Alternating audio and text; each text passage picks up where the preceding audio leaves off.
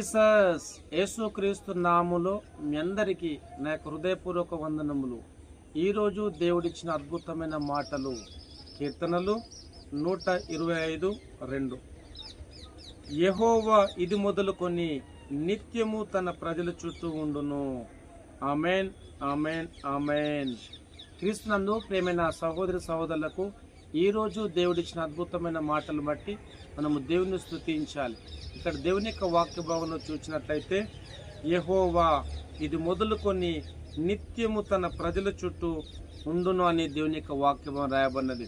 క్రీస్తునందు ప్రేమైన సహోదరి సహోదరులారా, ఏ పరిస్థితిలో ఉన్నను దేవుని స్తుతించండి, దేవుని యొక్క నామాన్ని మయపరుస్తూ ముందుకు సాగండి.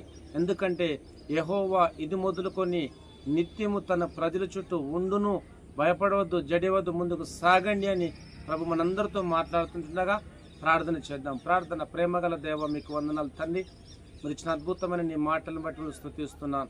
దేవా, మీకు స్తోత్రం. యెహోవా ఇది మొదలుకొని నిత్యం తన ప్రజల చుట్టూ ఉండును అన్నావు తండ్రి, మీకు వందనాలు. ఎంతమంది నీ మాటలు వింటూ ముందుకు సాగుతున్నారో వారి చుట్టూ నీ కృప తోడుగా ఉంచమని వాళ్ళు స్తుతిస్తూ సమస్తమైనటువంటి మహిమ ఘనత ప్రభావాలు మీకు చెల్లిస్తూ యేసుక్రీస్తు నామములో ప్రార్థిస్తున్నాను తండ్రి. ఆమేన్, ఆమేన్, ఆమేన్. Thank you.